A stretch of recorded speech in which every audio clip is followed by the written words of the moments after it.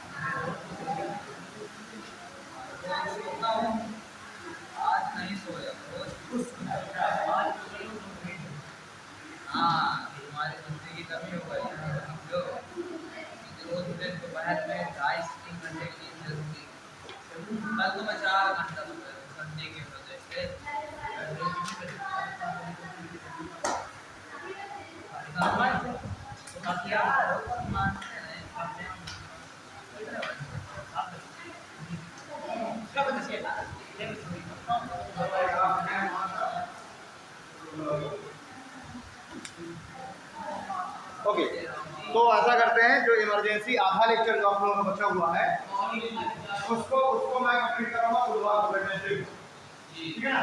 आज मैं स्टार्ट करता हूँ फंडामेंटल राइट्स। उस दिन मैं एक साथ ही बैठा करके, और वो आधा क्योंकि तुम लोगों ने पढ़ाई था, आधा उस दिन मैं कंप्लीट कर दूंगा। तो हम लोग बात करते हैं फंडामेंटल राइट्स।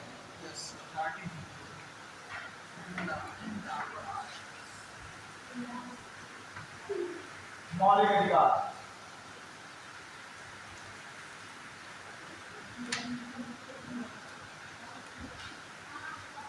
ठीक है, पीछे वाली लड़कियों उठ के इस वाली बेंच में आओ। तो पीछे वाले चलो इधर।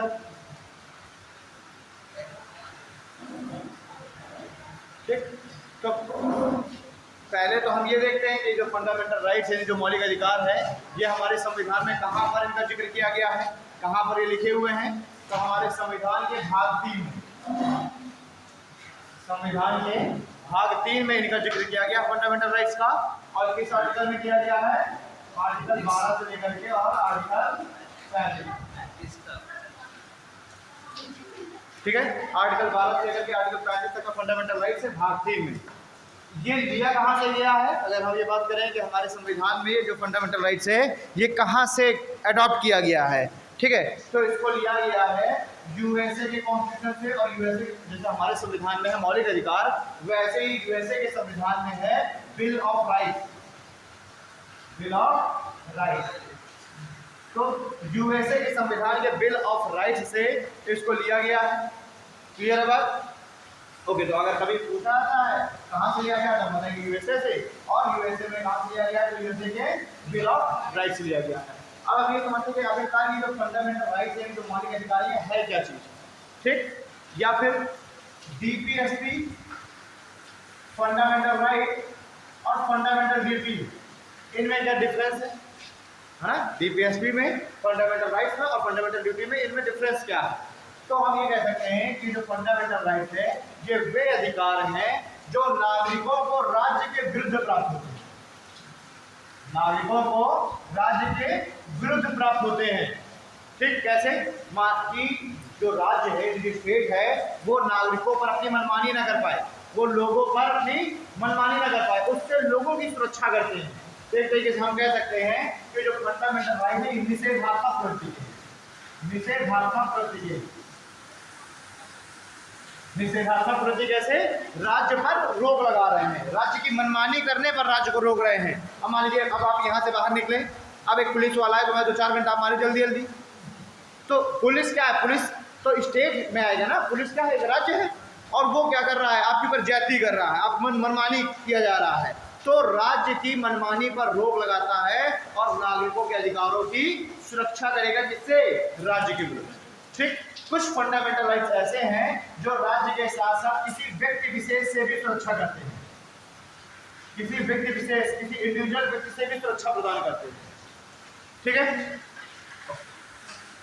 ये तो हो गया फंडामेंटल राइट्स। डीपीएसपी क्या है? फंडामेंटल राइट्स हम जानते हैं, निषेधात्मक प्रक्रिया है ना। अच्छा, एक चीज और, फंडामेंटल राइट्स को अगर राज्य पूरा नहीं करा रहा है या राज्य ने नागरिकों के फंडामेंटल राइट्स पर रोक लगा दी है, तो इसके लिए आप या इसकी प्राप्ति के लिए आप कोर्ट में भी जा सकते हैं। आप क्या कर सकते हैं, इसका जो है आप इसके लिए वाद कर सकते हैं, वाद यानी केस कर सकते हैं, और कोर्ट आपके आपके मौलिक अधिकारों को पूरा कराएगा। ठीक है, तो फंडामेंटल राइट, इसीलिए हम क्या कह रहे हैं, फंडामेंटल राइट एक तरीके से बिल्कुल ऐसे अधिकार हैं जो आपसे कोई नहीं छीन सकता, और अगर कोई छीनता है तो आप उनकी प्राप्ति के लिए आप कोर्ट में जा सकते हैं। ठीक, या फिर हम कह सकते हैं कोर्ट आपके मौलिक अधिकारों के संरक्षक के रूप में कार्य करती है। जी, हेलो हेलो हेलो,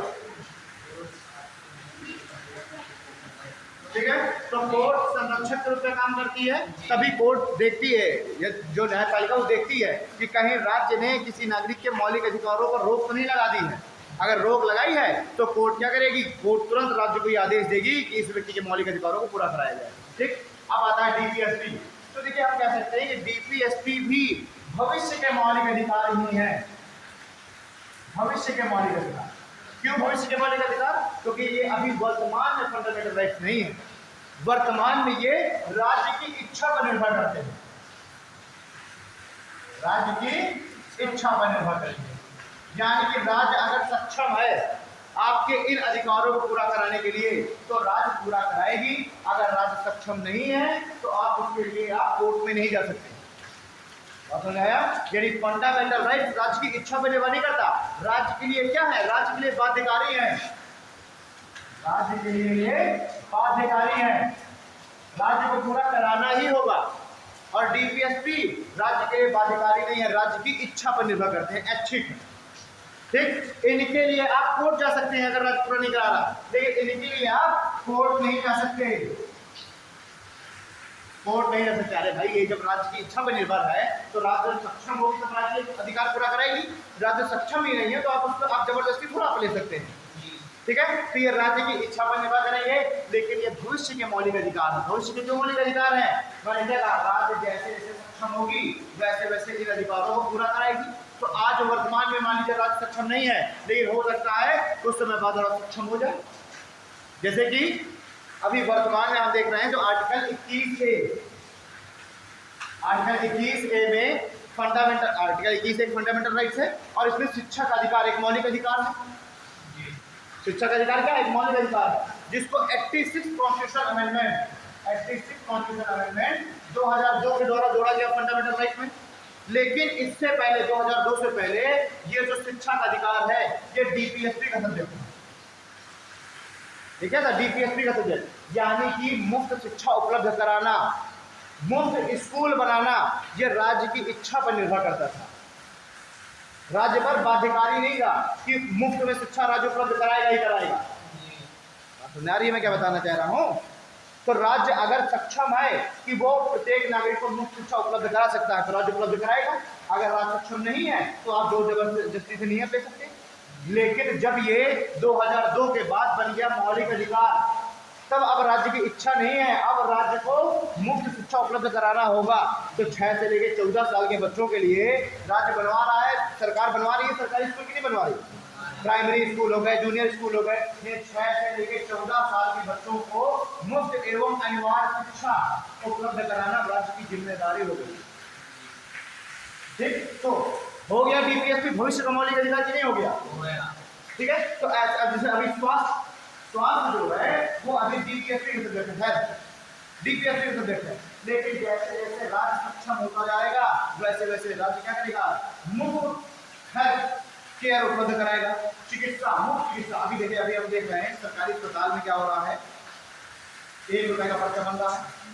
फिर कुछ दवा डॉक्टर अस्पताल भी लिख रहा है, कुछ बाहर भी लिख रहा है। इलाज जो लिखे जा रहे हैं तो हो सकता है 500 का इलाज तो 150 रुपये लिया जा रहा है, मुफ्त नहीं है, कुछ ना कुछ राज्य पैसा ले रही है, ठीक है ना। लेकिन क्या है, क्योंकि डीपीएसपी का सब्जेक्ट है तो जो डीपीएसपी है वो भी एक तरीके से समाज कल्याणकारी, यानी कि राज्य को ये जिम्मेदारी दी गई है कि राज्य एक कल्याणकारी राज्य बने, सोशल वेलफेयर स्टेट बने, यानी राज्य ऐसा प्रयास करे, हमारे यहाँ राज्य ऐसा प्रयास करे कि जो जनता है उसके लिए कल्याणकारी कार्य होता है, ठीक है। तो अभी राज्य मान के थोड़ा बहुत सक्षम है तो राज्य ने क्या कर दिया, ये कह दिया कि चलो 500 की जो जांच है वो 200 रुपये हम लोगों से लेंगे, 300 हम अपनी तरफ से वहन करेंगे, ठीक है।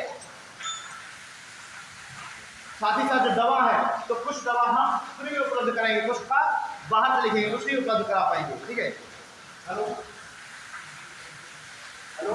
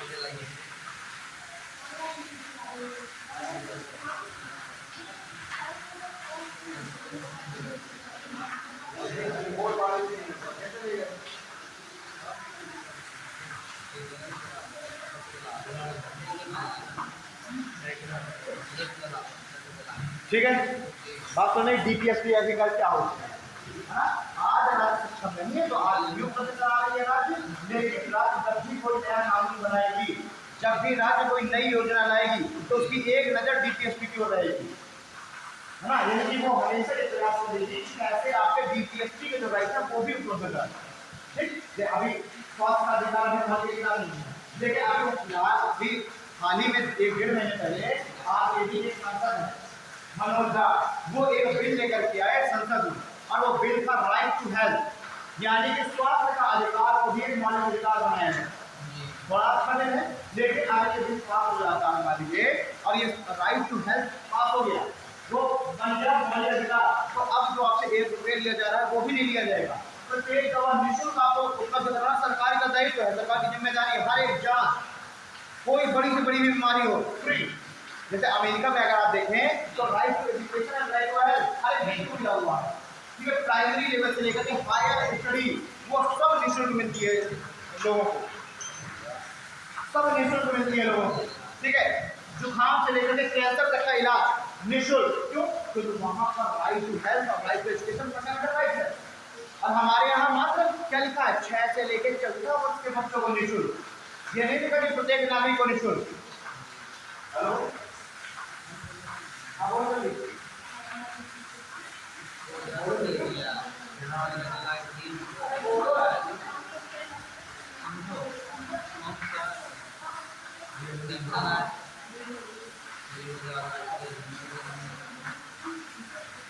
ठीक है, हर वाले हैं पहुंच गए हो पूछने के लिए, ठीक है। बात समझ आ गई। अब आता है फंडामेंटल ड्यूटी। ये क्या है फंडामेंटल ड्यूटी? फंडामेंटल ड्यूटी ये कहता है कि अगर राज्य आपको ऐसे अधिकार उपलब्ध करा रहा है, राज्य अगर आपको मौलिक अधिकार और डीपीएसपी उपलब्ध करा रहा है, तो नागरिक की भी जिम्मेदारी है कि वो भी अपने कुछ कर्तव्यों का पालन करे। हर एक जिम्मेदारी राज्य की थोड़ा है। अगर राज्य आपको खाना उपलब्ध करा रहा है, सुरक्षा उपलब्ध करा रहा है, शिक्षा उपलब्ध करा रहा है, स्वास्थ्य उपलब्ध करा रहा है, तो नागरिक की भी जिम्मेदारी है कि वो राज्य के प्रति कुछ कर्तव्यों का पालन करे। और वही सब फंडामेंटल ड्यूटी में लिखे हुए हैं, ड्यूटी नहीं कर्तव्य, कि राज्य जो है हमारे जो स्मारक है उनकी रक्षा करे, हमारे राष्ट्रगान का सम्मान करे, हमारे ऐसे महान व्यक्तित्व जिन्होंने स्वतंत्रता दिलाई उनका सम्मान करे, है ना। ये सारी चीजें नागरिक ऐसे दृष्टिकोण को बनाए जिससे वैज्ञानिक उनका विकास हो, मतलब वैज्ञानिक दृष्टिकोण अपनाए, है ना। देश के अखंडता और एकता में अपना सहयोग दे। ये सारा क्या है, फंडामेंटल ड्यूटी। मान लो आपने पिताजी से डिमांड की बाइक की, आपस में डिमांड की बाइक की।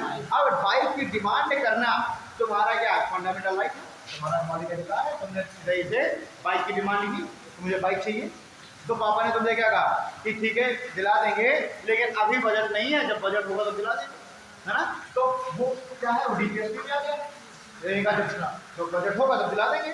फिर जब पिताजी का बजट बना 2-4 महीने बाद, तो पिताजी ने तुम्हें बाइक दिला दी, ठीक है। तो वो जो डीपीएसपी जो पहले था, अब आपका फंडामेंटल राइट के रूप में कन्वर्ट हो गया, आपको बाइक मिल गई। लेकिन अब पिताजी भी तो तुमसे एक्सपेक्ट करेंगे, कुछ ना कुछ तो एक्सपेक्ट करेंगे ही। क्या तुमको बाइक मिल गई है तो ओवर स्पीडिंग ना करो, है ना। तुमको बाइक मिली है कोचिंग जाने के लिए तो कोचिंग जाओ, है ना। तुम्हें बाइक मिली हुई है तो प्रॉपर कोचिंग दिखा रहा हो, ऐसा नहीं कि भाई खाए घुमा रहा है बैठा तो, ठीक। तो आपके भी क्या है, फंडामेंटल ड्यूटीज हैं। क्लियर बात, ठीक है।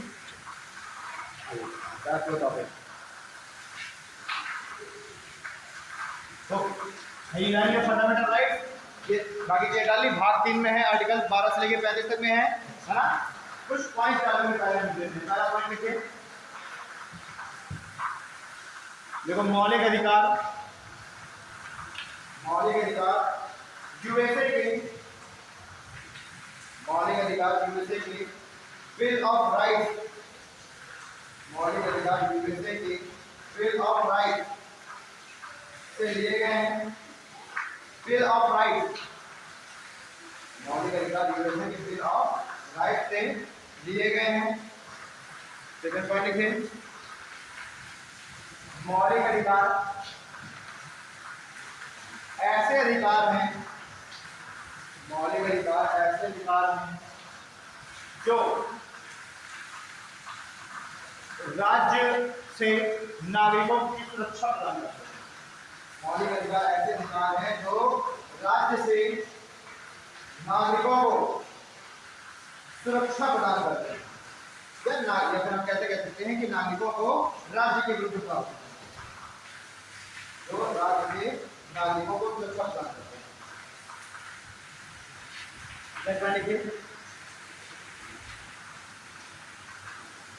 फंडामेंटल राइट्स शॉर्टली क्या करिए, F dot R, fundamental rights निषेधात्मक प्रवृत्ति की, निषेधात्मक प्रवृत्ति, निषेधात्मक मतलब राज्य पर निषेध लगा है, जो लगा है उसकी मनमानी पर।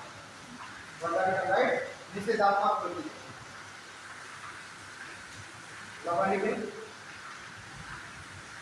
ये राज्य पर बाध्यकारी होते हैं, ये राज्य पर बाध्यकारी होते हैं।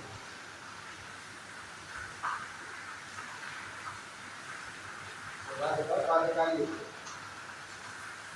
ठीक है। मौलिक अधिकारों की प्राप्ति के लिए, मौलिक अधिकारों की प्राप्ति के लिए न्यायपालिका में,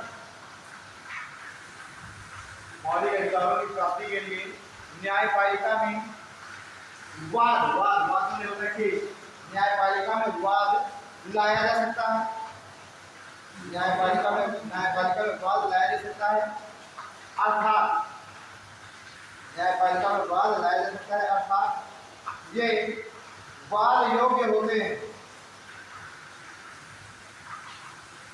अर्थात ये वाद योग्य होते हैं।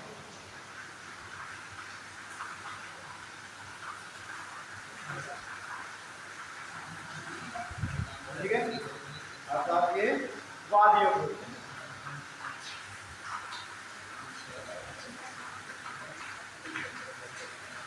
ठीक है, लिखें, कुछ मौलिक अधिकार नागरिकों को, कुछ मौलिक अधिकार नागरिकों को राज्य के साथ साथ व्यक्ति विशेष के विरुद्ध भी प्राप्त होते हैं। कुछ मौलिक अधिकार नागरिकों को राज्य के साथ साथ व्यक्ति के विरुद्ध, राज्य के साथ साथ व्यक्ति के विरुद्ध भी प्राप्त होते हैं। हाँ, किसी व्यक्ति विशेष के विरुद्ध भी प्राप्त होते हैं। देखिए, हर जगह हमारे फंडामेंटल राइट में कहा गया है कि राज्य ऐसा कार्य नहीं करेगा जिससे किसी व्यक्ति की स्वतंत्रता का हनन हो, या राज्य किसी व्यक्ति की प्राण है उदाहरण स्वतंत्रता का हनन नहीं करेगा। राज्य किसी भी व्यक्ति की धार्मिक स्वतंत्रता का हनन नहीं करेगा। यानी हर जगह पर क्या बोला है, राज्य नहीं करेगा, राज्य पर रोक लगाई गई है। लेकिन कुछ फंडामेंटल राइट्स ऐसे हैं जो राज्य के साथ साथ किसी इंडिविजुअल व्यक्ति के विरुद्ध भी प्राप्त है ना। जैसे कि अगर मैं किसी व्यक्ति के अधिकारों का हनन करूं तो मेरे खिलाफ भी प्राप्त है। कौन कौन से आर्टिकल है? जैसे कि आर्टिकल 15 यानी कि सार्वजनिक स्थानों में पर या सार्वजनिक कुएं तालाबों पर किसी भी व्यक्ति के साथ उसके जाति, धर्म, लिंग, वंश, जन्म स्थान के आधार पर ना तो राज्य भेदभाव करेगा और ना ही कोई व्यक्ति भेदभाव करेगा, है ना। कोई भी व्यक्ति जाने से नहीं रोकेगा। पता चले मैंने रोकना चालू कर दिया कि फलाने मंदिर पर इस जाति का व्यक्ति नहीं जाएगा या इस तालाब पर फलाने व्यक्ति नहीं आएगा, हाँ, मेरे विरुद्ध भी प्राप्त है और ना तो राज्य ऐसा काम करेगा, राज्य भी नहीं रोक लगाएगा। ठीक है, तो आर्टिकल 15 हो गया। आर्टिकल 17 कहता है अस्पृश्यता का अंत, एबॉलिशन ऑफ अनटचेबिलिटी, यानी कि ना तो राज्य किसी भी व्यक्ति के साथ छुआछूत का भेदभाव करेगा और ना है तो कोई व्यक्ति किसी भी व्यक्ति के साथ छुआछूत का भेदभाव करेगा। अनटचेबिलिटी, अस्पृश्यता। ठीक है, तो आर्टिकल 15 हो गया, आर्टिकल 17 हो गया। आर्टिकल 23 और आर्टिकल 24। आर्टिकल 23 कहता है कि ना तो राज्य और ना ही कोई व्यक्ति किसी भी व्यक्ति से बिना उसका परिश्रमिक दिए, परिश्रमिक मतलब उसका वेजेस, आपने कोई मजदूर घर लेकर के आए, दिन भर तुमने काम कराया और काम कराने के बाद तुमने क्या किया, जब उसने शाम को कहा कि भैया दिहाड़ी, तुमने कहा कौन सी दिहाड़ी, कैसी दिहाड़ी, कोई दिहाड़ी नहीं मिलेगी, है ना, तुमने भगा दिया। इसलिए कहा जाता है बेगार। ये क्या कहता है, बेगार। यानी जब किसी भी व्यक्ति को बिना उसका पारितोषिक परिश्रमिक दिए आप कार्य कराते हैं तो उसको कहा जाएगा बेगार। ठीक है, तो किसी भी व्यक्ति के साथ ना तो राज्य बेगार करवाएगा, पता चले राज्य ने भर्ती की लेखपालों की और 2 महीना नौकरी कराए, उसके बाद कोई सैलरी नहीं मिलेगी, तो ना तो राज्य और ना ही कोई व्यक्ति विशेष। ठीक है, ये किसमें किया हुआ है बेगार? आर्टिकल 23 में। साथ ही साथ किसी भी व्यक्ति की इच्छा के विरुद्ध काम नहीं कराएगा, ना तो राज्य और ना ही कोई व्यक्ति। ठीक है, जब तुम लेकर के आए मजदूर को कि चलो यार घर बनाना है तो जो है बालू ईंटें चढ़ाना होगा, अब तुम घर लेकर के आए और तुमने कहना चालू कर दिया कि जो है मेरे पूरे घर में सफाई करो ऊपर से लेकर नीचे तक, समझ में आ रही ना। तो आप उस व्यक्ति के, अब उसने मना कर दिया कि नहीं मैं तो ये काम नहीं करता, तो आप जबरदस्ती करा रहे हैं, तो आप ना तो किसी भी व्यक्ति का मतलब आप बेकार नहीं कराएंगे और दूसरी चीज आप किसी व्यक्ति की इच्छा के विरुद्ध कार्य नहीं कराएंगे। आर्टिकल 23 और अब फिर आया आर्टिकल 24। आर्टिकल 24 कहता है कि 18 साल से कम के बच्चों को ना तो राज्य और ना ही कोई व्यक्ति किसी भी ऐसे वर्ग में जो कि बड़ा जोखिम वाला उसमें नियुक्त नहीं करेगा। ठीक है, पहले ये था 14 साल तक के बच्चों के लिए, ये था, इसमें भी अमेंडमेंट किया गया। पहले था कि 14 साल तक के जो बच्चे हैं उनको किसी भी ऐसे काम में नियुक्त नहीं किया जाएगा जो जान के लिए जहाँ पर खतरा हो, जैसे कि माइंस में खनन, है ना, जैसे जहाँ पर बारूद का काम होता हो, पटाखा उद्योग वगैरह, जैसे कि जहाँ चूड़ी उद्योग हो, ये सब क्या है, ऐसे काम है जहाँ पर लाइफ का ज़्यादा खतरा। तो पहले था कि भाई 14 साल तक के बच्चों को ऐसे जान जोखिम वाले कामों में नहीं नियुक्त किया जाएगा, बाकी 14 से लेकर 18 साल तक के बच्चों के लिए कोई भी बात नहीं की गई थी, कोई भी बात नहीं की गई थी। लेकिन अब क्या कह दिया गया, अब कहा गया कि 18 साल तक के बच्चों को तो आप ऐसे किसी भी काम में नियुक्त नहीं करेंगे जहां पर जान में जोखिम हो। लेकिन इसको दो भाग में बांटा जाएगा, एक तो 14 साल तक और एक फिर 14 से लेकर 18, समझिएगा, एक तो 14 साल तक के बच्चों को और एक 14 से लेकर 18। तो कहा गया 14 साल तक के बच्चों को तो कोई भी काम नहीं आप कराएंगे। तो होटल में आपको खुलवा रहे हैं, घर में आप रखे हैं उस लड़के को, घड़ू पोछा करा रहे हैं, तो 14 साल तक के बच्चों को तो कोई काम नहीं कराओगे। और 14 से लेकर 18 साल तक के जो बच्चे हैं इनको जान जोखिम वाले काम नहीं कराते। बाकी आप होटल में काम करा सकते हो, घर में काम करा सकते हो 14 से लेकर 18 तक। लेकिन जान जोखिम वाले काम नहीं कराओगे और 14 साल तक को तो कोई भी काम नहीं कराओगे। और ये पनिशेबल ऑफेंस हो गया, पनिशेबल ऑफेंस है, यानी कि इसमें दंडात्मक कार्रवाई की जाएगी। पहले क्या बोला हुआ था, इस अमेंडमेंट से पहले केवल 14 साल तक को बोला हुआ था कि 14 साल तक के बच्चों को जान जोखिम वाले काम नहीं कराओगे, बाकी 14 से लेकर 18 तक के लिए कोई बात नहीं की गई। लेकिन अब इसी को 14 से 18 वालों को जान जोखिम डाल दिया गया और 14 साल तक के लिए तो कोई भी काम बैन कर दिया। क्लियर है बात? तो अब ये जो आर्टिकल 24 है, ये किसी भी नागरिक को राज्य के विरुद्ध भी प्राप्त है और इसके साथ साथ व्यक्ति विशेष की विरुद्ध भी प्राप्त है। देख लो आर्टिकल 15, 17, 23, 24, आर्टिकल 15, 17, 23, 24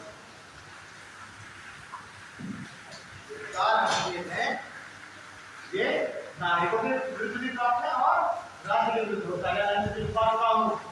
कुछ मौलिक अधिकार नागरिकों को राज्य के विरुद्ध तथा व्यक्ति विशेष के विरुद्ध भी प्राप्त होते हैं, जैसे आर्टिकल 15, 17, 23, 24। ठीक है, अगला पॉइंट, कुछ मौलिक अधिकार सिर्फ भारतीय नागरिकों को ही प्राप्त, कुछ मौलिक अधिकार सिर्फ भारतीय नागरिकों को ही प्राप्त। इसका मतलब है कि जो विदेशी है, विदेशी नागरिक पर कोई मौलिक अधिकार प्राप्त नहीं।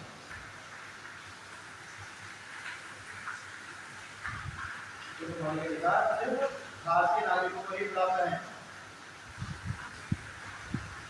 ठीक है, और कौन से आर्टिकल है इसमें? आर्टिकल 15, 16, आर्टिकल 19, 29 और 30। अब मान लीजिए कोई विदेशी नागरिक है, तो हमारा जो आर्टिकल 15 है वो कहता है कि किसी भी व्यक्ति को आप कहीं पर भी सार्वजनिक स्थान पर जाने के लिए रोकेंगे किसी भी नागरिक को, तो ये जो आर्टिकल 15 है विदेशी को नहीं प्राप्त। विदेशी को हो सकता है कि हम साथ में जाने से रोक लगा दें, ठीक है, लेकिन जो भारतीय है तो भारतीय को अकेले का एक केवल मुस्लिम नहीं जाएगा, साथ में हिंदू नहीं जाएगा, कि केवल पंडित नहीं जाएगा, फलाना नहीं जाएगा, लेकिन ना जो विदेशी है उनको जाने से रोक लगा देगा।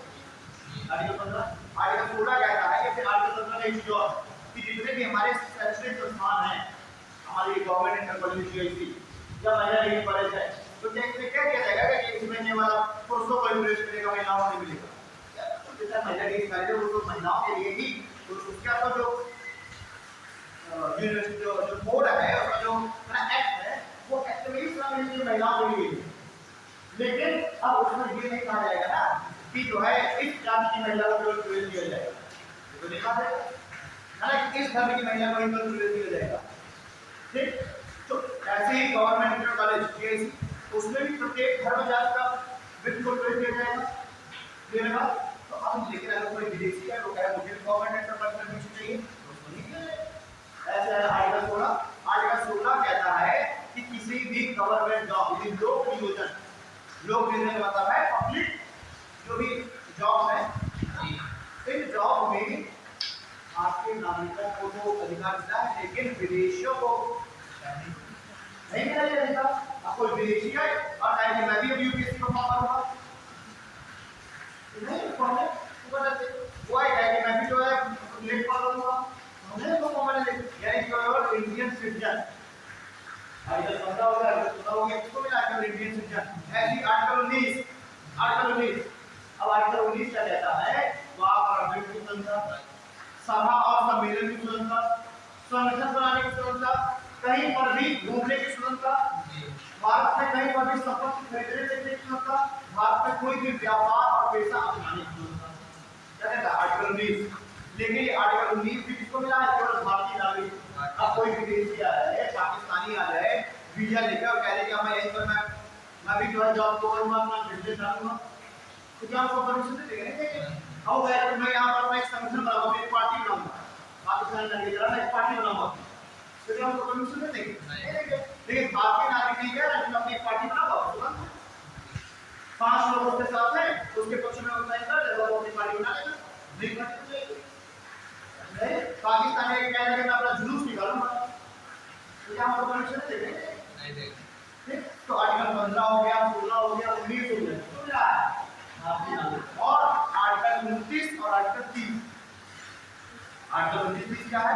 आर्टिकल 29 है सांस्कृतिक एवं शैक्षणिक अधिकार, right to cultural and education, right to culture and education, शैक्षणिक एवं सांस्कृतिक अधिकार।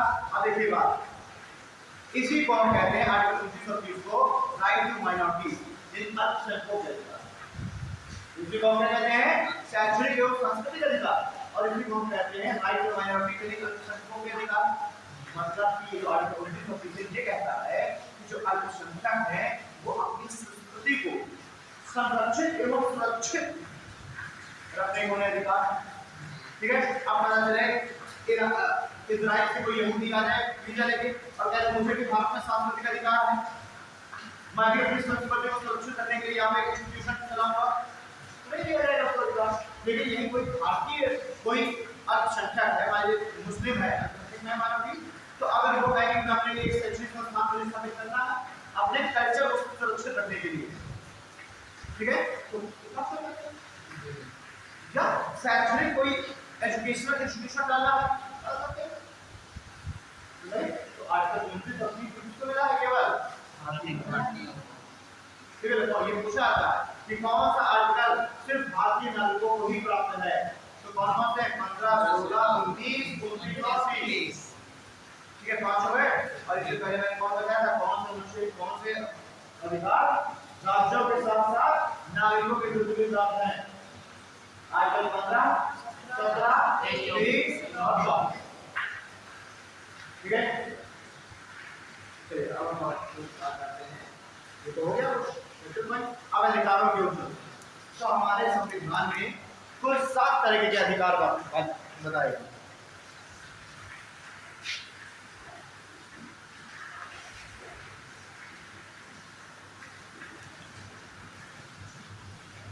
देखो मैंने बताया मौलिक अधिकार 12 से लेकर 35 तक है ना। तो एक तो हो गया आर्टिकल 12 और फिर आर्टिकल 13, हम इनको एक साथ देख लेते हैं। फिर आते हैं आपके जो राइट्स हैं, अधिकार, आर्टिकल 14 से लेकर के और आर्टिकल 32 तक। ये है कोर, बिल्कुल मूल अधिकार है ना, आर्टिकल 14 से लेकर आर्टिकल 32 तक। और फिर जो है तीसरे ग्रुप में हम पढ़ेंगे आर्टिकल 33 से लेकर आर्टिकल 35, ठीक है।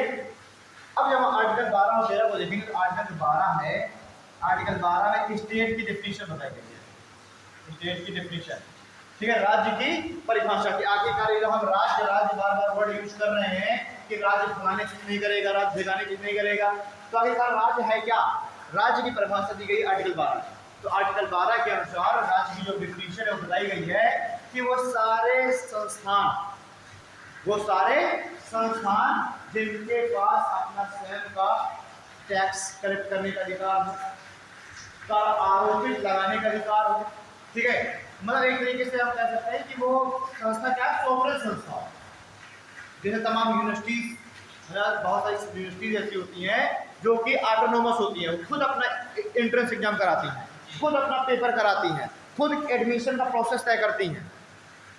वो क्या है, वो एक तरीके से शैक्षिक संस्थान है ना, उनके पास पावर है। तो ऐसे बहुत सारे संस्थान जिनके पास ये सारा टैक्स कलेक्ट करना, टैक्स को वसूलना, ठीक है, अपने लिए कानून बनाना, रूल्स तय करना, वो किस में आएगा, स्टेट के अंतर्गत आएगा, ठीक है। इसी के साथ साथ जैसे कि सांसद है ना, विधायक, ठीक, जितने भी मिनिस्टर है, मंत्री, राष्ट्रपति है ना, चाहे राज्यपाल हो, चीफ मिनिस्टर हो, ग्राम पंचायतें हो, ग्राम पंचायत हो, नगर पालिकाएं हो, है ना, बिजली विभाग हो, कृषि विभाग हो, बैंक हो, बैंक, LIC, रेलवे, है ना, airport authority of India, port trust of India, ये सब क्या है, राज्य। क्योंकि ये क्या है, ये शैक्षिक संस्थान है।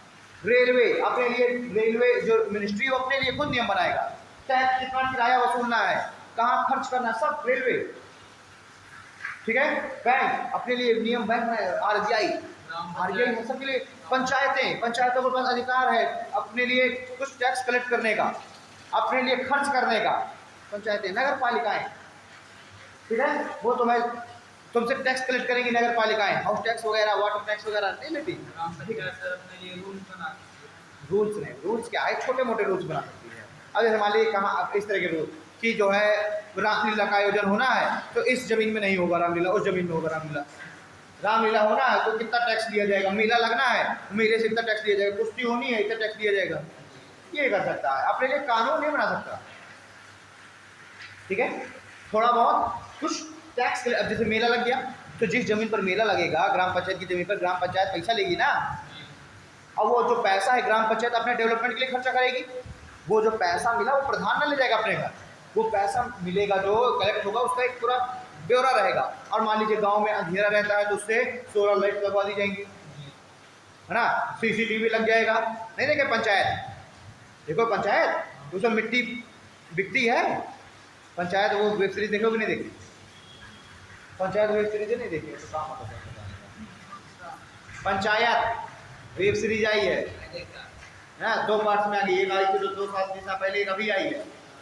बड़ा उसका एक डायलॉग फेमस हुआ है, देख रहे हो ना विनोद, सुने हो, देख रहे हो ना विनोद, हाँ है ना, उसका है G2 की है। ठीक है, तो उसमें जो पंचायत है वो मिट्टी बेचती है, मिट्टी। एक भट्ठा मालिक होता है, ठीक है, उस भट्ठा मालिक को मिट्टी बेचा जाता है और उसका रेट कौन तय कर रहा है, ग्राम प्रधान, 280 रुपये ट्राली। अब उसी से जब पैसा कलेक्ट हुआ उसी से वो सीसीटीवी कैमरे लगवा देते हैं। ठीक है, अब सीसीटीवी कैमरे तो लग गए, अब जो है किसी आदमी की बकरी खो जा रही तो वो भी देखने चला आ रहा है पंचायत गाँव कि मेरी काली काली बकरी थी, पता नहीं चल रही थी सचिव साहब, और सचिव साहब चलते चलते पता नहीं कहाँ पर निकल गई। हाँ, तो वो सचिव कहता है मैं तो वहीं बैठ के बकरी ढूंढूं कि कहाँ निकल गई, कह रहा नहीं हम ढूंढेंगे। तो वो बैठा बकरी ढूंढा, अरे कलुआ कलुआ कलुआ नहीं चिल्ला रहा हूँ सीधी जी को देख करके, फुटेज पूरा देख रहा पूरा दिन भर की है, अरे ये फलाने फलाने निकल गया निकल गया है, पूरा दिन बैठे हो देखता रहा सीसीटीवी। फिर वो बकरी अपनी पकड़ के लेके बकरी बाएं चली गई तो पकड़ के लाया। तो इसी तरीके से जो है सब लोग अपनी अपनी, किसी की चप्पल चोरी हो जा रही है तो चला रहा है कि मेरी चप्पल चोरी हो गई। तो ये सारी चीज़ पर जो पंचायतें ऐसे थोड़ा छोटे मोटे डिसीजन ले सकती हैं। ठीक है, ओके। तो अब ये जो है यानी कि अगर हम साधारण शब्दों में कह दें तो आम जनता, साधारण शब्दों में अगर मैं कहूँ तो आम जनता और न्यायपालिका, आम जनता और न्यायपालिका को छोड़कर बाकी सभी राज्य में डीएवी क्या है, राज्य है कि नहीं है, राज्य के अंतर्गत आएगा ना, क्योंकि इसका मैनेजमेंट कौन कर रहा है, गवर्नमेंट ये जो एडेड है, सरकार इनको अनुदान दे रही है, इनकी टीचरों को सैलरी गवर्नमेंट दे रही है। इस फीस कितनी लग रही है, मुझे लगा 10-20 रुपये होगी यहाँ तो बड़ा है डीएवी। हमारे स्कूल में 25 रुपये थी, बजरंग की 25 रुपये हो गई है, बजरंग की नहीं, हमारे स्कूल में जहाँ हम पढ़ते हैं, कौन सा स्कूल, PHSRD इंटर कॉलेज, हाँ PHSRD इंटर कॉलेज का पिया कलाबाना हफ्तीहा में, 25 रुपये। अरे वो अरे परमहंस, हाँ, अरे ये नाम रे हो यार, याद नहीं पर आप बताओगे खपतिया जो है इंटर कॉलेज, खपतिया इंटर कॉलेज एक तो इंटर कॉलेज है खपतिया में तुम्हारे। पिया कलाबाना। हाँ तो बाद में बताया भाई PHSRD से क्या बता रहा था, बाद में बताया खपतिया कलाबाना, तो एक तो इंटर कॉलेज तो खपतिया में है ना। लड़का है वहाँ पर यार, राम जी और 28-29 साल के एज में और भैया क्या, एक लड़का है यार जो यहाँ क्लर्क में है क्या, बाबू है क्या वहाँ पर, हाँ है, क्या नाम है यार, नाम नहीं जाना, तो ऐसे कुछ नाम है यार, मेरा दोस्त है यार, नए नए गए जी, इसी साल गए। तुम भी वहीं के हो गया खतिया, तुम दोनों खतिया के होगा और उसी हो, हम पे प्रारी के, ठीक है, आप प्रारी के, हाँ प्रारी के, ठीक है, प्रारी हमारे दोस्त हैं, ठीक है। खतिया में हमारा कोई ना किसी को नहीं जानते, हम अपने गाँव में नहीं किसी को जानते, ठीक। तो स्टेट की डिफिनेशन में क्या आ जाएगा, आम जनता और न्यायपालिका को छोड़कर बाकी सभी क्या है, राज्य। आम जनता में क्या आ जाएगा, जैसे कि हम आप हो गए, हमने अपने कोई छोटी दुकान डाल ली, हमने अपने कोई छोटा सा अपना प्राइवेट स्कूल डाल लिया जिसमें हम सरकार से अनुदान नहीं ले रहे, ठीक है, हमने कोई छोटी सी फर्म डाल ली तो वो आम जनता में आ जाएगा। और न्यायपालिका, ठीक, इनको छोड़कर बाकी सभी राज्य में, क्योंकि भाई हम न्यायपालिका के खिलाफ भी केस नहीं लाते ना। कभी सुना हो कि हाई कोर्ट के खिलाफ हम केस लेके आए, सुप्रीम कोर्ट ने तुम्हारे खिलाफ कोई डिसीजन दे दिया, हमने तो दंड लगा, अब तुमने सुप्रीम कोर्ट के खिलाफ भी केस कर दिया, इसलिए हमारी आर्टिकल 21 का उल्लंघन कर रहा सुप्रीम कोर्ट, हमें मृत्युदंड दे रहा, हमारी प्राण की क्षमता छीन रहा। तो पता चले जो जज ने तुम्हें मृत्युदंड की सजा दी है, फांसी की, उसके खिलाफ तुम केस करे दे रहे हो नहीं ना। यानी आम जनता और न्यायपालिका ये जो राज्य के अंतर्गत नहीं आएंगे, बाकी सब राज्य है, पीडब्ल्यूडी राज्य है ना, सब कुछ राज्य है। क्लियर बात याद है। तो आर्टिकल जो 12 है, अगर आपसे कोई पूछा जाए कि स्टेट की परिभाषा किस अनुच्छेद में दी गई है, तो हम बताएंगे आर्टिकल 12 में दी गई है स्टेट की परिभाषा। ठीक है, उसके बाद आता है आर्टिकल 13। आर्टिकल 13 कहता है कि जिस समय हमने अनुच्छेद लागू किया, तो अब अनुच्छेद हमारा संविधान बना, अब भविष्य में अगर कोई भी हमारे संविधान का अनुच्छेद हमें ऐसा लग रहा है कि अब समाप्त किया जा सकता है, समाप्त कर दिया जाए, तो पूरा का पूरा अनुच्छेद भी खत्म हो सकता है, या फिर किसी अनुच्छेद का आधा भाग भी खत्म हो सकता है, या फिर हमने कोई नया कानून बनाया और ये जो पुराना संविधान बना हुआ था इसका कोई कानून उस नए वाले कानून का वायलेशन कर रहा है, तो वो उतना भी असंवैधानिक घोषित होकर समाप्त हो जाएगा। आर्टिकल 13। ठीक है, बहुत वो कभी पूछा नहीं जाता, मेन आपसे पूछा था, वो पूछा था आर्टिकल 14 से लेकर आर्टिकल 32। तो बस आर्टिकल 12 नोट कर लो, स्टेट की परिभाषा है आर्टिकल 12 में। ठीक है, आर्टिकल 12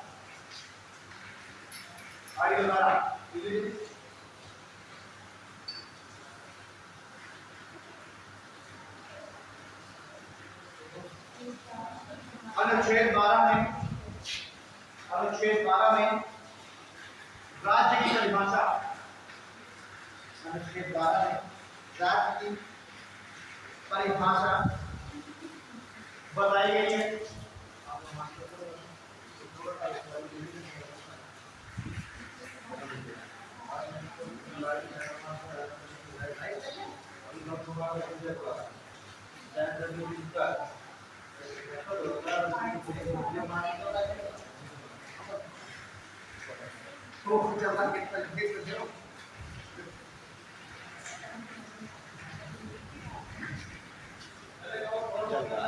चल रहा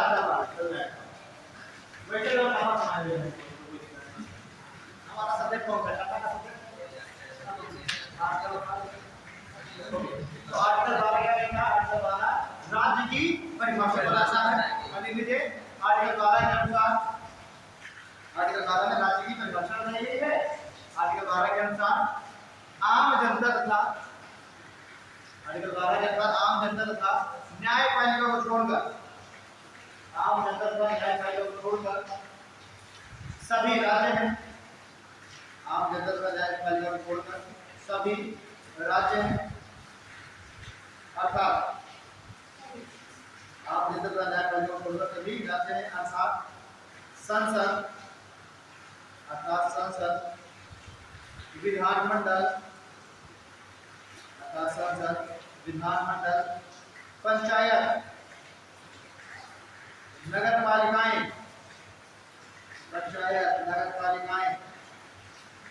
ठीक है, सरकारी तथा अर्ध सरकारी संस्थाएं, सरकारी तथा अर्ध सरकारी संस्थाएं, सरकारी तथा अर्ध सरकारी संस्थाएं, सरकार द्वारा वित्त पोषित संस्थाएं, सरकार द्वारा वित्त पोषित संस्थाएं आदि, वित्त पोषित बैंक, सरकारी तथा अर्ध सरकारी संस्थाएं, सरकार द्वारा वित्त पोषित बैंक ना संस्थाएं, वित्त सरकार द्वारा वित्त पोषित संस्था। वित्त पोषित मतलब है कि जिन संस्थाओं को सरकार पैसा दे रही है, हमारी डीएवी है, डीएवी सरकार द्वारा वित्त पोषित है ना, पैसा पोषित मतलब पालन किया जा रहा है उसका पैसे के द्वारा। तो डीएवी को ऐड कर दिया गवर्नमेंट ने, तो इस बार अब इसमें जो जैसे हमारी अब एक स्टूडेंट की जो फीस है तो होगी 20-25 रुपए होगी। बदला तो मुझे लग रहा है बदला मुझे ऐसे ही याद रखते हैं गड़बड़ ना के इतनी तो है ना, हाँ इतनी यहाँ डीएवी को तो क्या लगता है कि केवल स्टूडेंट जो फीस की जा रही है उस फीस से टीचरों की सैलरी निकल जा रही है। हर एक टीचर 70-70 हज़ार पा रहा है, 15 टीचर हैं तो 8-10 लाख रुपये से महीने की सैलरी होगी, अभी कितना सारा मेंटेनेंस हो गया, तो क्या बच्चों की फीस से है सैलरी निकल जाती है क्या? नहीं ना, उसकी तो फीस तरफ से कितना हो रहा होगा?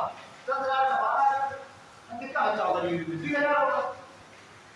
2,000 बच्चे की फीस 200 रुपया मान लो तो कितना होगा? 40,000। इसमें तो एक जिंदगी की सैलरी नहीं आ रही, तो कौन पैसा दे रहा है टीचरों को? सरकार।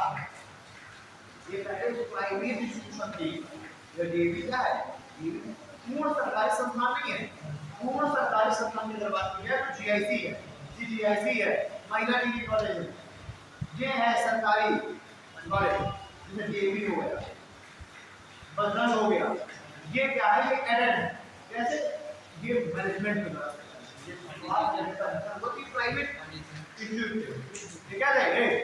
शुरुआत में जब बने तो क्या है? प्राइवेट इंस्टीट्यूट, बाद में गवर्नमेंट ने इनको क्या कर दिया? इनका अधिग्रहण, इनका एडेड कर दिया और एडेड करके ऐसे अब सारा इसकी मैनेजमेंट की वजह है मेरी। अब हम इसको पैसा दे देना चाहिए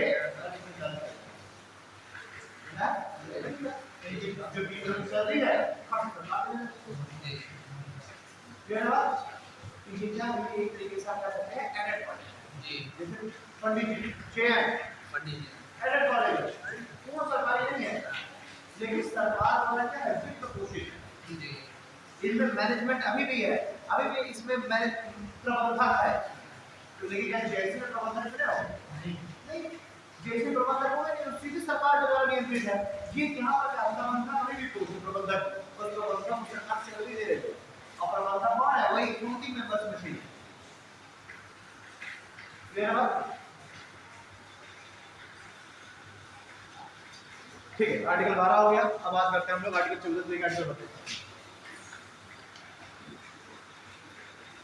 संविधान के अकॉर्डिंग में 7 तरह के अधिकार। पहला अधिकार समानता का अधिकार। पहला अधिकार कौन सा? समानता का अधिकार, यानी कि right to equality.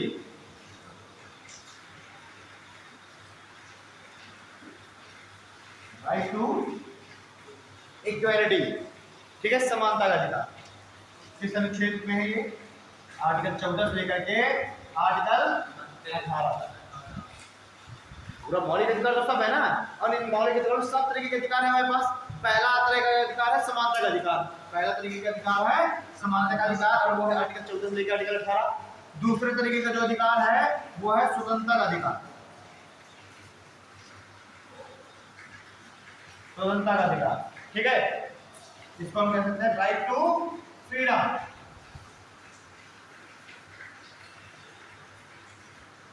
Right to freedom, ठीक है। ये है आर्टिकल 19 से लेकर के आर्टिकल 22 तक। आर्टिकल 19 से लेकर आर्टिकल 22 तक स्वतंत्रता का अधिकार। अगला अधिकार है शोषण के विरुद्ध अधिकार। शोषण के विरुद्ध अधिकार। शोषण के विरुद्ध अधिकार यानी कि right against exploitation. Exploitation, right against exploitation. Exploitation मतलब होता है शोषण। राइट माने अधिकार, अगेंस्ट माने विरुद्ध, शोषण के विरुद्ध अधिकार, राइट अगेंस्ट एक्सप्लॉइटेशन। और ये है आर्टिकल 23 और आर्टिकल 24। मैंने बताया नहीं आपको कि बेकार नहीं कराओगे, है ना, इच्छा के विरुद्ध काम नहीं कराओगे, जब कहीं किसी खतरनाक कार्य में नियुक्त नहीं करोगे, तो वही तो शोषण ही तो है ना, वो शोषण के विरुद्ध अधिकार। आर्टिकल 23-24, और ये किसी व्यक्ति विशेष के विरुद्ध भी प्राप्त। ठीक है, 3 हो गए। चौथा अधिकार है धार्मिक स्वतंत्रता का अधिकार। धार्मिक स्वतंत्रता का अधिकार, right to religious freedom. Right to religious freedom. Right to religious freedom, और ये है आर्टिकल 25 से लेकर के article 28। Right to religious freedom article 25 से लेकर आर्टिकल 28। 4 हो गए। 5वां है शैक्षणिक एवं सांस्कृतिक अधिकार।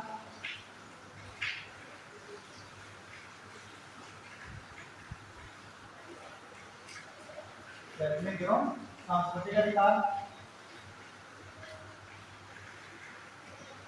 Cultural and educational right, right to culture, right to protect culture and education, right to culture and education. ठीक है, ये या फिर हम कहते हैं क्या, right to minorities, right to minorities यानी अल्पसंख्यकों के अधिकार, अल्पसंख्यकों के अधिकार। और ये है आर्टिकल 29 और आर्टिकल 30, आर्टिकल 29 और आर्टिकल 30। अगला अधिकार है, छठवां है संपत्ति का अधिकार, संपत्ति का अधिकार। और ये है भाई राइट प्रॉपर्टी हो गया ना, ये है आर्टिकल 31। लेकिन वर्तमान में उस संपत्ति का अधिकार को मौलिक अधिकार से खत्म कर दिया गया है। ठीक है, 44वें संविधान संशोधन अधिनियम 1978 के द्वारा, 44th कॉन्स्टिट्यूशनल अमेंडमेंट 1978 के द्वारा बताया था ना कि 42वें संविधान संशोधन को अंडू करने के लिए आया 44वां संविधान संशोधन, उसमें बहुत सारे उसमें संशोधनों को खत्म कर दिया गया है ना। तो संपत्ति का जो अधिकार है, इस संपत्ति के अधिकार को भी मौलिक अधिकार से हटा दिया गया।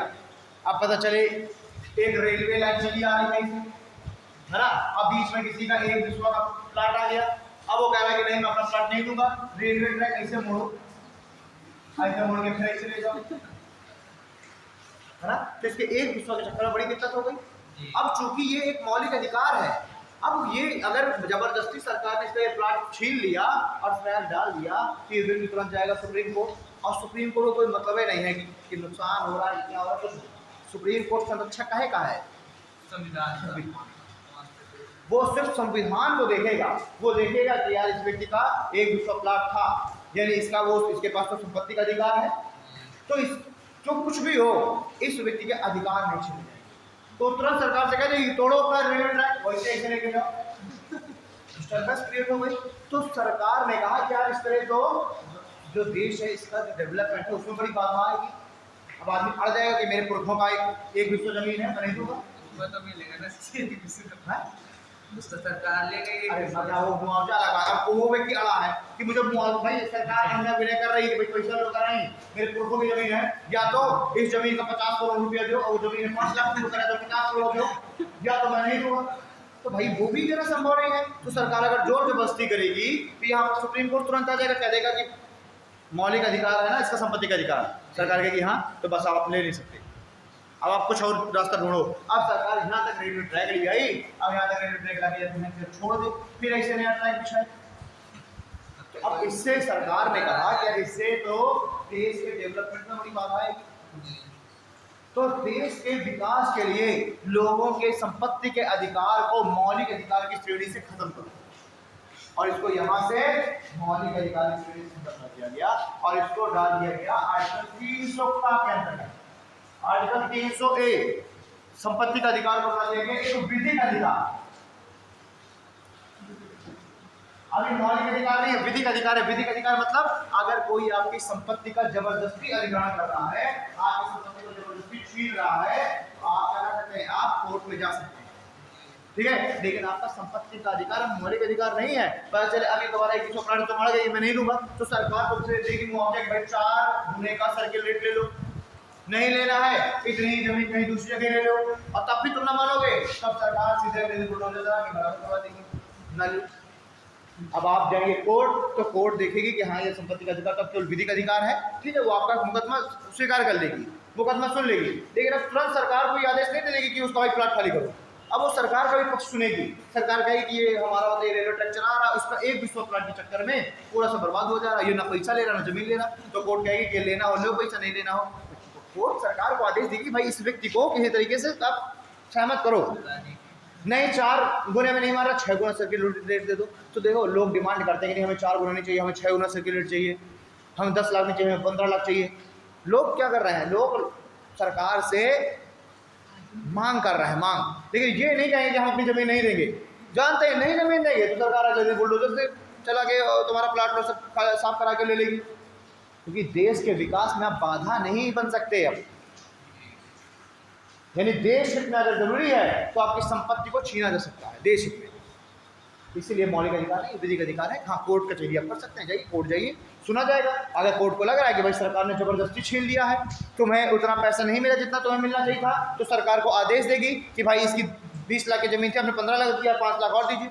या यही जमीन ही इसकी केवल आय का एकमात्र साधन थी, तो इसको 10 लाख रुपए एक्स्ट्रा दिया जाए, या फिर इसको इतनी ही जमीन दूसरी जगह दिया जाए। वो फिर कोर्ट अपने हिसाब से डिसीजन करेगी, लेकिन ये नहीं कि आप अपना प्लाट नहीं देंगे। क्लियर है बात? तो संपत्ति का अधिकार है, कि मौलिक अधिकार नहीं रहेगा। अब इस 7वां अधिकार है संवैधानिक उपचारों का अधिकार। ठीक है, right to constitutional remedies. Remedies मतलब होता है उपचार, है ना। राइट टू कॉन्स्टिट्यूशनल रेमेडीज यानी संवैधानिक उपचार का अधिकार। संवैधानिक उपचार का अधिकार, राइट टू कॉन्स्टिट्यूशनल रेमेडीज, और ये है आर्टिकल 32। आर्टिकल हाँ,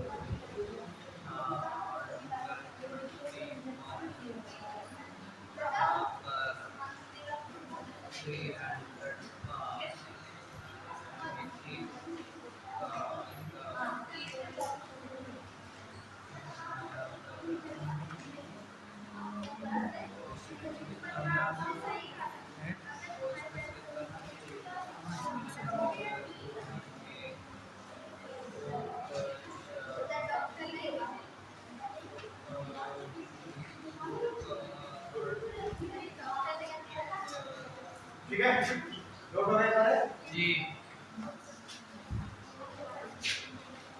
तो ये 7 मौलिक अधिकार हैं, जिनमें से एक खत्म हो गया, वर्तमान में 6 हैं। अब पहला डालिए समानता का अधिकार। एक एक मौलिक अधिकारों की हम लोग चर्चा करें। पहला अधिकार रहेगा समानता का अधिकार।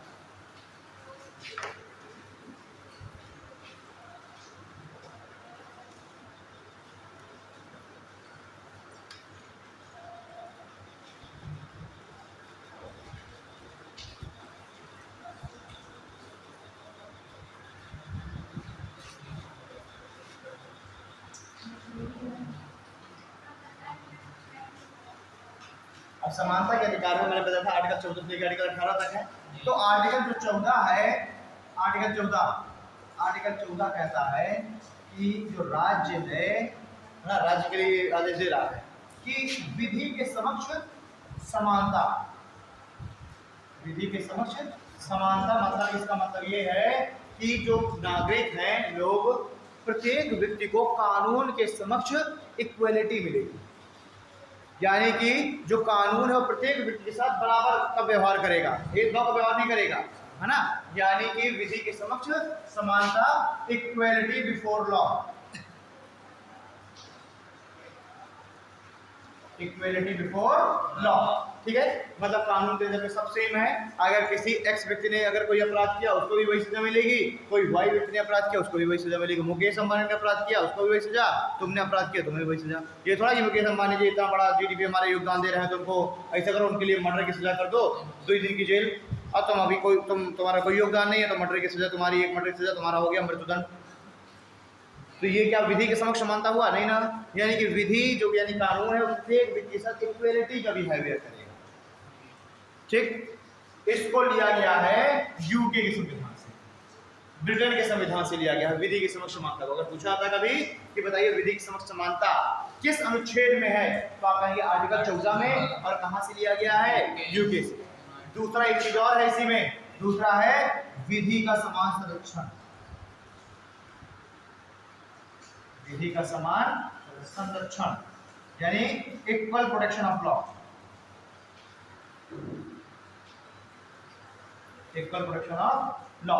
यानी जो कानून है वो प्रत्येक व्यक्ति को इक्वल संरक्षण प्रदान करेगा, हर व्यक्ति के साथ बिल्कुल समान रूप से उनको संरक्षण, ठीक। कि पता चले तुमको भी कोई व्यक्ति आगे नहीं मार सकता, उसको भी कोई व्यक्ति नहीं आगे मार सकता, ठीक है। तुम्हारे लिए भी जो चीजें है वही चीज उसको है, ठीक है। ये इक्वल प्रोटेक्शन ऑफ लॉ यानी विधि का समान संरक्षण प्रत्येक व्यक्ति को मिला हुआ है। और ये दिया गया यूएसए के संविधान से, ठीक है। तो विधि का समान संरक्षण यूके, विधि के समक्ष समानता, विधि के समक्ष समानता यूके और विधियों का समान संरक्षण यूएसए से, ये है आर्टिकल 14, ठीक है। देखो इसको अब आता है आर्टिकल 15। आर्टिकल 15 देखिए क्या कहता है, अगर गूगल पर करने होगा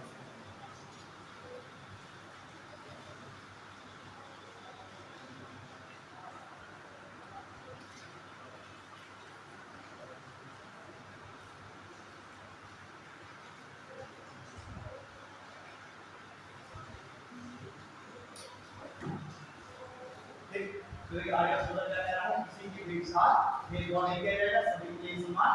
लेकिन ये कहा गया कि जैसे राष्ट्रपति हैं, राज्यपाल हैं या फिर कोई दूसरे देशों के कोई राजदूत हैं, और इनके केस में कुछ बहुत डिस्क्रिमिनेशन हो सकता है, भेदभाव हो सकता है। जैसे कि राष्ट्रपति जब तक अपने पद पर है तब तक उसको किसी भी तरीके से नहीं दी जाएगी। अगर उसने कोई अपराध किया तो पहले उसके खिलाफ महाभियोग लाया जाएगा, उसको उसके पद से हटाया जाएगा और फिर उसके खिलाफ कार्रवाई की जाएगी। यानी कि उसके पद पर रहते, राष्ट्रपति को उसके पद पर रहते किसी भी तरह का केस नहीं चलाया जाएगा। ये राष्ट्रपति को दूसरे का अधिकार है, वो चुना देगा, उसको दूसरे से अधिकार देगा। तो अच्छा वो ना उस व्यक्ति को नहीं मिला, उस कुर्सी को मिला है, वो जो उस व्यक्ति कुर्सी पर आसीन है, इसलिए जब तक वो उस कुर्सी पर बैठा है तब तक उसके खिलाफ किसी भी तरह की कार्रवाई नहीं की जाएगी। तो पहले तो उसको उसकी कुर्सी से हटाया जाएगा, अभी हो गई समान नागरिक जल्दी करोगा तो ताकि जो है करना पड़े जो बजाएगा जो है निकल गए, क्लियर है। आंसर देता हो क्या जरूरी हम राष्ट्रपति और कुछ देशी राजदूत उनके केस में थोड़ा बहुत डिस्क्रिमिनेशन इंडिकेट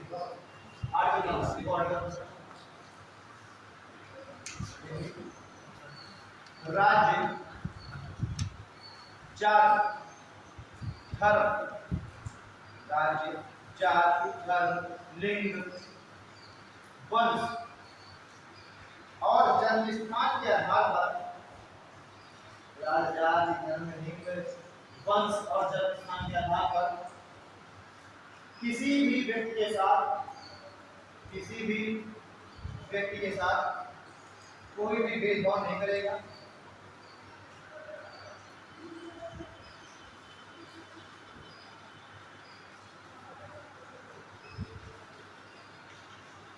धर्म, जाति, लिंग, वंश, जन्म स्थान के आधार पर किसी तरह के कोई भेदभाव नहीं करेगा। ठीक है, नोट डाल लीजिए, नोट डाल लीजिए। परंतु कुछ आधारों पर भेदभाव किया जा सकता है। परंतु कुछ आधारों पर भेदभाव किया जा सकता है।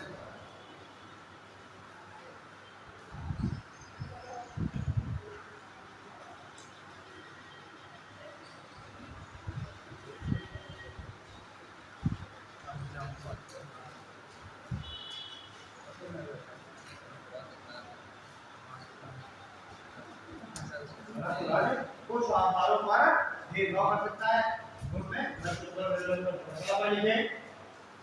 राज्य महिलाओं और बच्चों के लिए, राज्य महिलाओं तथा बच्चों के लिए कुछ विशेष प्रावधान कर सकता है। राज्य महिलाओं और बच्चों के लिए कुछ विशेष प्रावधान कर सकता है। ठीक है,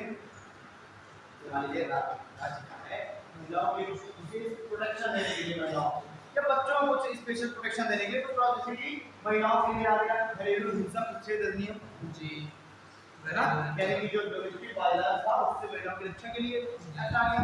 जैसे डाउरी एक्ट आ गया, दहेज उच्छेद अधिनियम, तो महिलाओं की रक्षा के लिए है ना।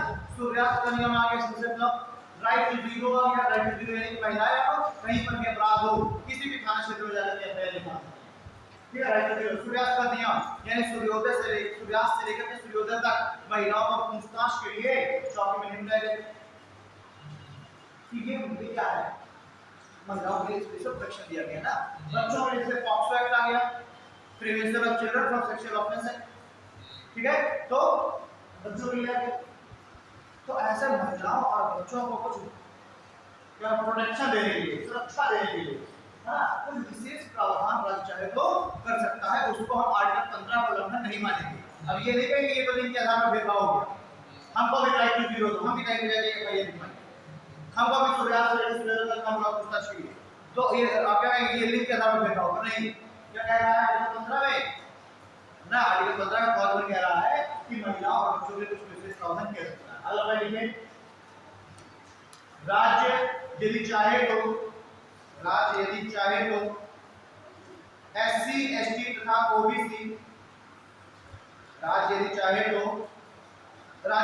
शैक्षणिक और सामाजिक रूप से पिछड़े, राज्य यदि चाहे तो शैक्षणिक एवं सामाजिक रूप से पिछड़े, राज्य यदि चाहे तो शैक्षणिक एवं सामाजिक रूप से पिछड़े एससी एसटी तथा ओबीसी को, एससी एसटी तथा ओबीसी को कुछ विशेष प्रावधान के तहत, विशेष प्रावधान के तहत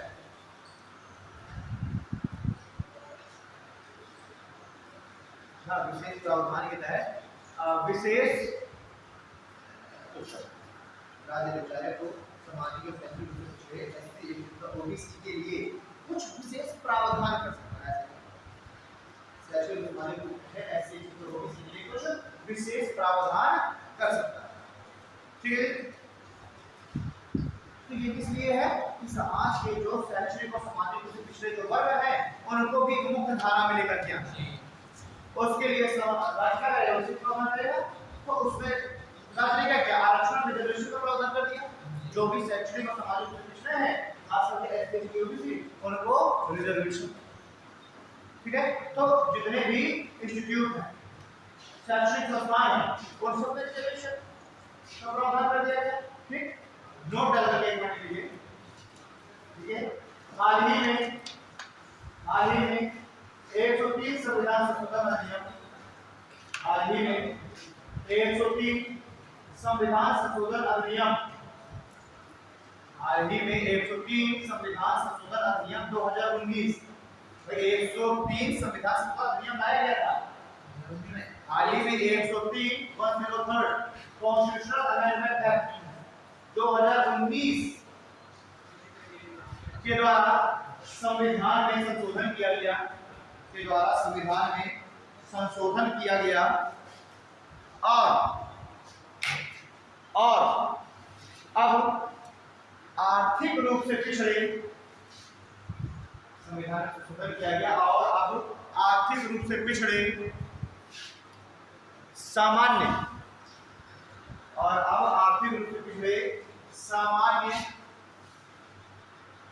तो जो जनरल कैंडिडेट है, अब आर्थिक रूप से पिछड़े सामान्य व्यक्ति को भी, अब आर्थिक रूप से पिछड़े सामान्य जनरल व्यक्ति को भी 10% आरक्षण दिया जाएगा। अब आर्थिक रूप से पिछड़े सामान्य व्यक्ति को भी 10% आरक्षण दिया जाएगा। देखिए पहले क्या था इसमें कि केवल शैक्षणिक और सामाजिक रूप से पिछड़ेपन को ही पिछड़ेपन का आधार माना गया था, आर्थिक पिछड़ेपन का आधार नहीं था। लेकिन पहली बार 103 कॉन्स्टिट्यूशनल अमेंडमेंट में आर्थिक रूप से पिछड़ेपन को भी पिछड़ेपन का आधार माना गया और उसके द्वारा जनरल कैंडिडेट को भी 10% का रिजर्वेशन शैक्षणिक संस्थानों में दिया जाएगा। और जो बदलाव की इसकी आगे बात करेंगे।